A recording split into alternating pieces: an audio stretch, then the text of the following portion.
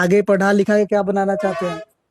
अभी सोचे कि कब बनेगी इनसे अपना। पूछ लेते हैं, आगे पढ़ के क्या बनना चाहते हैं? आगे पढ़ के मतलब सर तो बोले हैं कि यूपीएससी का तैयारी कीजिएगा, आप जैसे स्टूडेंट को देश की जरूरत है, तो अभी यूपीएससी का तैयारी करना है। यूपीएससी के करेंगे? यस। दोस्तों, ये वीडियो पूरे बिहार के लिए और खास करके ऐसे विद्यालय जो कि विद्यालय के नाम पर मतलब आज एक कलंक बन चुके हैं।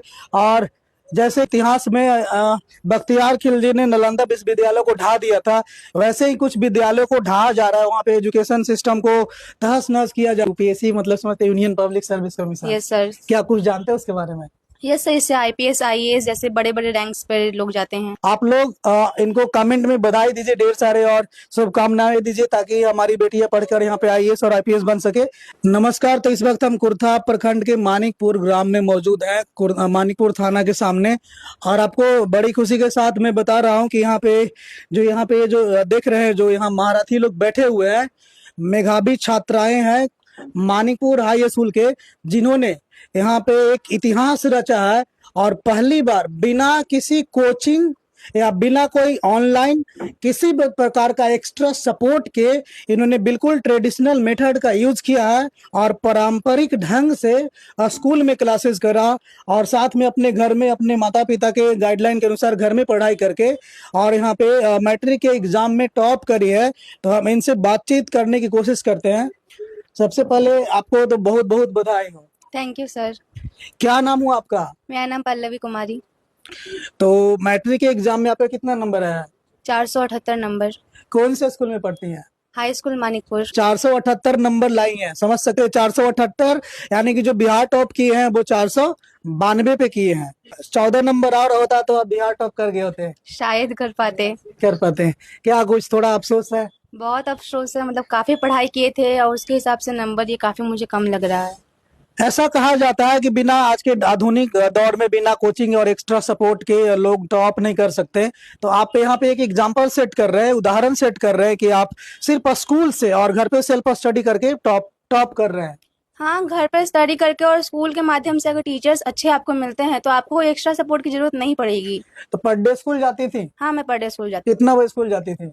जब स्कूल का टाइम होता था कभी कभी 10 बजे। जब स्कूल का टाइमिंग ऐसे चेंज होता रहता है सरकारी स्कूल का ना, तो कुछ टाइम 9 बजे हुआ था, फिर 9:30, फिर 10 बजे तक हाँ, हो गया जैसे था। गर्मी वगैरह का आता है हाँ, तो उस हिसाब से फिर चेंज होता था, तो पर डे मैं स्कूल जाती थी। तो स्कूल में एक दिन का थोड़ा सा रूटीन हम जानना चाहेंगे, क्योंकि डेली का तो रूटीन सेम ही रहेगा। जब स्कूल में आप गई तो क्या क्या रूटीन होता है स्कूल का? स्कूल में सबसे पहले तो प्रेयर होता था। तो प्रेयर में काफी चीजें बताई जाती थी, जैसे न्यूज जीके ये सब होता था। और उसके बाद फिर साइंस का बेल लगता था, मैथ्स का बेल लगता था, उसके बाद हिंदी का बेल लगता था, फिर संस्कृत का बेल लगता था, फिर इंग्लिश का बेल लगता था और लास्ट में एसएसटी का बेल लगता था। सारे बेल लगते थे? हाँ, सारे बेल लगते थे और सारे सब्जेक्ट के टीचर आके पढ़ाते भी थे। क्या सभी सब्जेक्ट पढ़ाई हो गई थी पूरी? नहीं, सारे सब्जेक्ट पूरी तरह तो पढ़ाई नहीं हुई थी, लेकिन जितना हो सकता था उतना पढ़ाई हुआ था। और बाकी आप कैसे तैयारी किए हैं? और बाकी घर पर मैंने सेल्फ स्टडी किया और उस हिसाब से फिर तैयारी किया मैंने। आपकी बातों को सुनकर बहुत सारे लोग बिलीव नहीं करेंगे कि क्या कोई मतलब जो आजकल सरकारी विद्यालयों का जो हालत है काफी दयनीय है। और कई बार देखने को मिलता है कि विद्यालयों में पढ़ाई नहीं होती है, राजनीति होता है, ये सब होता है। लोग बिलीव नहीं करेंगे, तो उनको विश्वास दिलाने के लिए कि आपने सिर्फ सरकारी स्कूल में पढ़कर ही, मानिकपुर सरकारी स्कूल में पढ़कर ही ये नंबर लाए, उनको विश्वास दिलाने के लिए क्या बोलना चाहेंगे? एक बार आप स्कूल में पढ़ के जाके देख सकते हैं, सारे सब्जेक्ट पढ़ाई होते हैं, सारे सब्जेक्ट के टीचर्स हैं, वो काफी अच्छे से समझाते हैं, बहुत अच्छे से पढ़ाते हैं, इतना अच्छे समझाते हैं कि किसी भी बच्चे को एक बार में समझ में आ जाए। समझ में आ जाएगा? हाँ।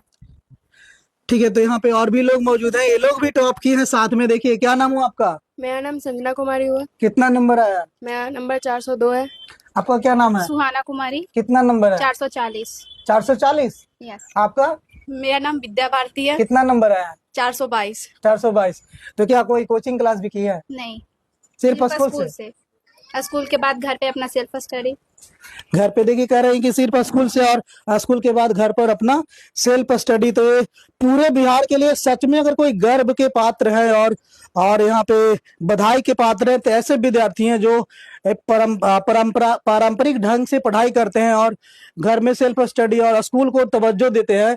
आजकल बहुत सारे विद्यार्थी हैं जो कि स्कूल को थोड़ा सा प्रिपेयर कम करते हैं और ज्यादातर कोचिंग की ओर रुख करते हैं, जिससे स्कूलों की भी स्थिति और मेंटेन करने में काफी गड़बड़ी यहाँ पे पैदा होती है। यहाँ पे इन्होंने एक मिसाल पैदा की है, इनके पेरेंट्स से भी हम बातचीत करेंगे। क्या नाम है मैडम? रीता देवी। तो आप पल्लवी की मम्मी है, जी। आपकी बेटी टॉप करी है, कैसा लग रहा है? बहुत खुशी हो रहा है। बहुत खुशी हो रही है। पढ़ने में कैसी थी पहले बहुत से? अच्छी थी। बचपन से? बचपन ही से पढ़ने में तेज थी। घर पे कितना देर पढ़ती थी? ये दिन भर पढ़ते रहती थी। दिन भर पढ़ते रहती थी? हाँ। घर में काम धाम भी कराते थे? नहीं, खाली पढ़ाई पर ध्यान देती थी। खाली पढ़ाई पे? बेटी सपना पूरा कर दिया है अभी? हाँ, सपना भी पूरा कर दी। आगे पढ़ा लिखा के क्या बनाना चाहते हैं? अभी सोचे कि क्या बनेगी। इनसे पूछ लेते हैं, आगे पढ़ के क्या बनना चाहते हैं? आगे पढ़ के मतलब सर तो बोले हैं कि यूपीएससी का तैयारी कीजिएगा, आप जैसे स्टूडेंट को देश की जरूरत है, तो अभी यूपीएससी का तैयारी करना है। यूपीएससी के करेंगे? यस तो सर। फिलहाल तो अभी इंटर ग्रेजुएशन उसके बाद हाँ, ना, उसके बाद मतलब इंटर लेकिन मतलब यहाँ गोल रखेंगे सेट करके यूपीएससी का तैयारी करना है। यूपीएससी का तैयारी करना है। दोस्तों ये वीडियो पूरे बिहार के लिए और खास करके ऐसे विद्यालय जो कि विद्यालय के नाम पर मतलब आज एक कलंक बन चुके हैं, और जैसे इतिहास में बख्तियार खिलजी ने नालंदा विश्वविद्यालय को ढा दिया था, वैसे ही कुछ विद्यालयों को ढाया जा रहा है। वहाँ पे एजुकेशन सिस्टम को तहस नहस किया जा रहा है और बच्चों पर इल्जाम लगाते हैं कि बच्चे पढ़ने नहीं आते हैं, तो बच्चे पढ़ना नहीं चाहते हैं। देखिए अगर पढ़ना नहीं चाहते तो ऐसे बच्चे विद्यालय में पढ़ के कैसे टॉप कर गए? तो यहाँ पे एग्जाम्पल हैं ये लोग, और सभी यहाँ पे जितने भी विद्यालय उनसे हम आग्रह करना चाहेंगे कि बच्चों को वहाँ पे पढ़ाएं और इस तरह से उन लोगों को टॉपर बनाए ताकि वो विद्यालय का भी नाम रोशन कर सके। यहाँ पे आप अपने सर को क्या संदेश देना चाहेंगे? सर को क्या कहेंगे?